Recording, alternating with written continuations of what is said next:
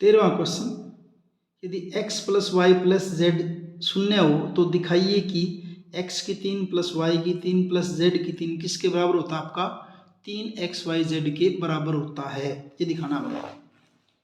देखिए क्या करेंगे, क्या दे रखा है, x plus Y plus Z बराबर 0, ये तो दे रखा है, ठीक है। इसको प्रूव करने के लिए हम क्या करेंगे, जो आपकी सर्वसमीका थी, क्या थी सर्वसमीका, x की 3 प्लस वाई की 3 प्लस जेड की 3 माइनस 3xyz बराबर किसका बराबर होता है आपका, ये x plus Y plus Z into X की 2 प्लस वाई की 2 प्लस जेड की 2 और आगे minus X Y minus Y Z minus Z X, ये सर्वसमीका है। दे क्या रखा, ये दिया हुआ है, दिया है x plus Y plus Z बराबर 0 रखने पर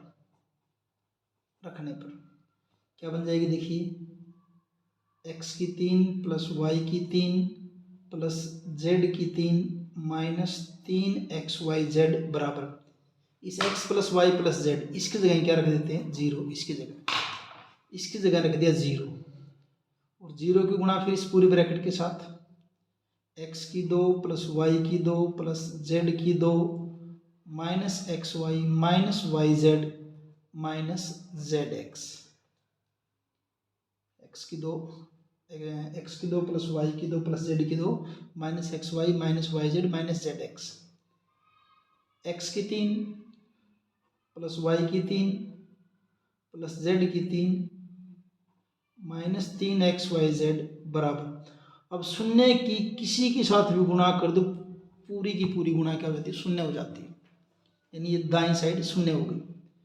और इसको फिर क्या लिख देंगे, x की 3 प्लस वाई की 3 प्लस जेड की 3 बराबर, इसको दाईं साइड लेके जाए क्या हो जाएगा, प्लस 3xyz।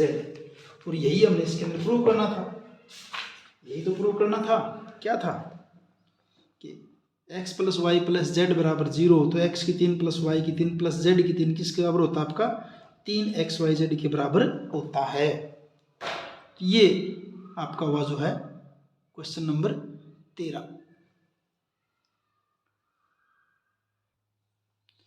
14वां क्वेश्चन देखिए, वास्तव में घनों का परिकलन किए बिना निम्नलिखित में से प्रत्येक का मान ज्ञात कीजिए। 1 और 2 दो भाग दे रखे हैं। इसमें हम जो 13वें क्वेश्चन में हमने सीखा है कि यदि x plus Y plus Z बराबर 0 हो ना, तो इन तीनों घनों का मान किसके बराबर होता है, आपका 3xyz के। इसी का यूज करेंगे हम इसके अंदर। कैसे करेंगे, देखिए पहला पार्ट जो 14वें का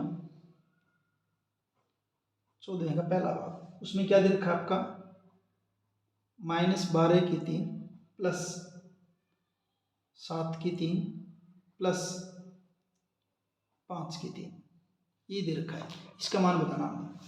तो क्या करेंगे इसमें, देखिए मान लीजिए, माना a बराबर -12, b बराबर 7, c बराबर 5। तो a प्लस बी प्लस सी अगर निकालेंगे, a प्लस बी प्लस सी यानी कि -12 प्लस 7 प्लस 5 क्या था आपका, 0, यानी a प्लस बी प्लस सी क्या आ गया आपका, 0 आ गया। और अगर a प्लस बी प्लस सी 0 हो तो पहले वाले क्वेश्चन के अकॉर्डिंग, जैसे ये था x plus Y plus Z बराबर अगर 0 है तो x की 3 प्लस वाई की 3 माइनस 3xyz किसके बराबर किया था हमने, 3xyz के बराबर कर दिया था। यहाँ भी ऐसे होगा, a प्लस बी प्लस सी अगर 0 के बराबर है तो a की 3 प्लस b की 3 प्लस c की 3 किसके बराबर होगा आपका, 3abc, यानी कि -12 की 3 प्लस 7 की 3 प्लस 5 की 3 किसका बराबर होगा, 3abc, a यानी कि -12, b यानी कि 7 और c यानी कि 5। और जब इनकी गुणा करोगे आप सब की तो ये गुणा आएगी आपकी 12 36 36 पंजा 180 और 180 18 7 126 माइनस 1260 इसके बराबर आ जाएगा। ये आपका फर्स्ट पार्ट। सेम ऐसी सेकंड पार्ट है, सेम यूं का यूं इसी तरह से इसी तरह पे यूं का यूं। यहाँ क्या दे रखा देखिए 28 की 3 प्लस माइनस 15 की 3 प्लस माइनस 13 की 3। यहाँ भी देखिए माना माना a बराबर 28, b बराबर माइनस 15 और c बराबर माइनस 13। यहाँ अगर आप a प्लस बी प्लस सी निकालेंगे तो 28 प्लस माइनस 15 प्लस माइनस 13 तो क्या बन जाएगा 0 बनेगा। 15 और 13 28 माइनस के और 28 प्लस के 0 हो गया। तो फिर वही फॉर्मूला लग जाएगा कौन सा, फिर क्या फॉर्मूला क्या था, यदि a प्लस बी प्लस सी 0 के बराबर हो तो a की 3 प्लस b की 3 प्लस c की 3 किसके बराबर होता है आपका 3abc के। यानी कि 28 की 3 प्लस माइनस 15 की 3 प्लस माइनस 13 की 3 बराबर 3abc। 3a यानी कि 28, b यानी कि माइनस 15, c यानी कि माइनस के 13। और जब आप इन सब की गुणा करोगे तो ये आपका बनेगा 16,380। 16,380 ये आपका होगा क्वेश्चन नंबर 13वां क्वेश्चन,